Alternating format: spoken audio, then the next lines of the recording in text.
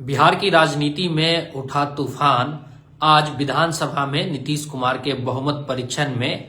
पास हो जाने के बाद थम गया है। इन सब के बीच तेजस्वी यादव की पार्टी के 3 विधायकों ने ही तेजस्वी यादव के साथ खेला कर दिया। दिलचस्प बात यह है कि इन 3 विधायकों में एक विधायक तो खुद यादव बिरादरी से है, जो कि तेजस्वी यादव के ही समाज का है। इन 3 विधायकों के बारे में हम लोग जानेंगे कि आखिर कौन से विधायक की क्या मजबूरी रही है जिसकी वजह से उसने तेजस्वी यादव का साथ छोड़कर बीजेपी और नीतीश कुमार का हाथ थाम लिया था। सबसे पहले हम लोग बात करेंगे नीलम देवी की, जो कि अनंत सिंह की पत्नी है और अनंत सिंह की जो घोर दुश्मनी है वो जगजाहिर है। नीतीश कुमार के साथ अनंत सिंह की कितने खराब रिश्ते रहे हैं, किस तरीके से अनंत सिंह ने लगातार नीतीश कुमार को टारगेट किया था या आलोचना की थी, ये सब आप लोग जानते हैं कि फूटी आंख से भी नीतीश कुमार और अनंत सिंह एक दूसरे को देखना नहीं चाहते हैं। उसके बावजूद अनंत सिंह की पत्नी आखिर नीतीश कुमार को समर्थन क्यों देती हुई नजर आई? इसके पीछे सबसे बड़ा कारण है कि अनंत सिंह के ऊपर इतने सारे केस चल रहे हैं, जो कि लगातार उसमें अनंत सिंह उलझे हुए हैं, वो जेल से बाहर नहीं आ पा रहे हैं। ऐसे में जो अनंत सिंह की पत्नी है, जो जाति से भूमिहार है अनंत सिंह, और भूमिहार जो समुदाय है वो ज्यादातर राजद के खिलाफ वोट करते आया है। लेकिन पिछली बार अनंत सिंह की पत्नी जो है भूमिहार समुदाय से होने के बावजूद उनको राजद ने टिकट दिया था और वो जीत के विधानसभा पहुंची थी। इसके बावजूद अनंत सिंह की पत्नी ने नीतीश कुमार से भले कितने भी खटपट पहले रहे हैं, इसके बावजूद उन्होंने आज नीतीश कुमार का समर्थन इसलिए किया ताकि उनके पति को जो कानूनी प्रक्रिया है उसमें कुछ राहत मिल सके।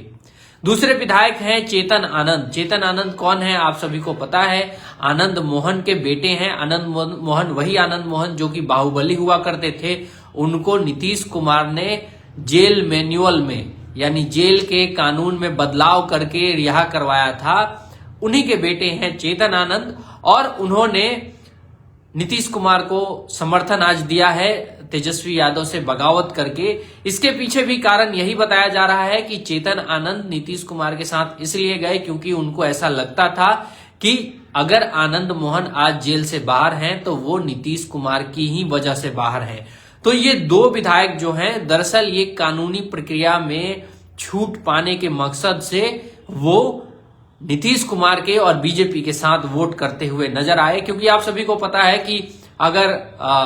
आनंद मोहन जो जेल से बाहर चल रहे हैं, उनके केस में जो अभी सुप्रीम कोर्ट में चल रहा है, सुप्रीम कोर्ट उस पर सुनवाई कर रही है कि उनको बेल मिलना चाहिए या नहीं मिलना चाहिए। अगर बिहार सरकार सही से पैरवी नहीं करती है तो आनंद मोहन को वापस जेल जाना पड़ सकता है। इसलिए किसी भी हालत में आनंद मोहन के परिवार के लोग और चेतन आनंद, जो कि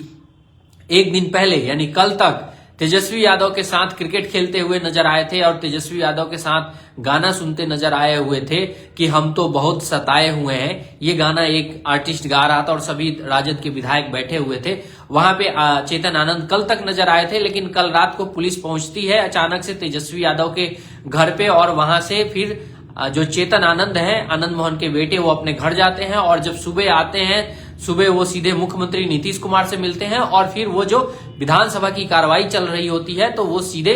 बीजेपी और जदयू के विधायक जिस तरफ यानी सत्ता पार्टी के विधायक बैठे हुए थे उधर जाके बैठते हैं और उन्होंने स्पीकर को हटाने के पक्ष में भी वोट किया और इसके अलावा नीतीश कुमार की सरकार के पक्ष में विश्वास मत में वोट चेतन आनंद ने किया। तो ये 2 बड़े नेता थे, एक भूमिहार और एक राजपूत।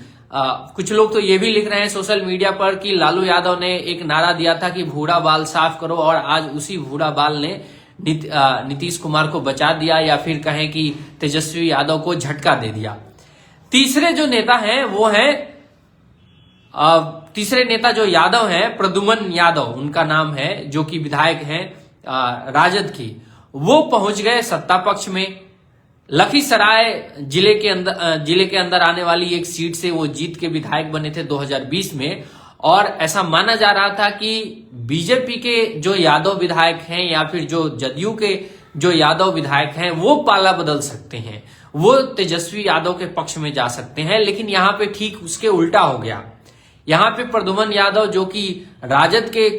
टिकट पे लड़के विधायक बने थे, वही राजद को धोखा देके, तेजस्वी यादव को धोखा देकर नीतीश कुमार के साथ जाके मिल लिए। इसके पीछे एक और दिलचस्प कहानी बताई जा रही है कि जो राजद के विधायक थे, जो कि यादव समुदाय के थे, उन्होंने नीतीश कुमार को इसलिए समर्थन दे दिया क्योंकि वो बहुत बड़े बालू माफिया के सिंडिकेट के तौर पे जाने जाते हैं लखीसराय के इलाके में, और अगर वो सरकार को समर्थन नहीं देते तो उनके ऊपर भी कार्रवाई हो सकती थी। तो कुल मिला के जो तेजस्वी यादव को जिन्होंने भी धोखा दिया है, चाहे उसमें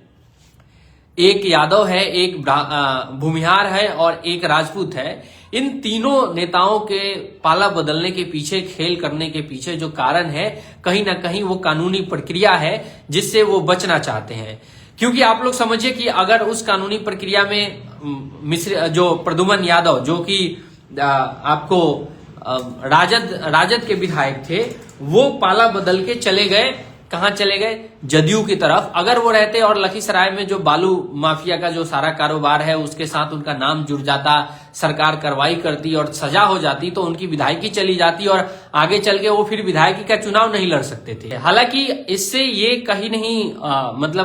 बात साबित हो जाती है कि तेजस्वी यादव कहीं से भी कमजोर हो गए हैं। दरअसल तेजस्वी यादव ने आज जिस तरीके से भाषण दिया, जिस तरीके से उन्होंने विधानसभा में एक एक पॉइंट वाइज फैक्ट के साथ बात कही, उससे एक बात तो तय हो गई कि बिहार विधानसभा में भले 10 लोगों ने बोला हो, 10 लोगों ने भाषण दिया हो, लेकिन जो तरीके से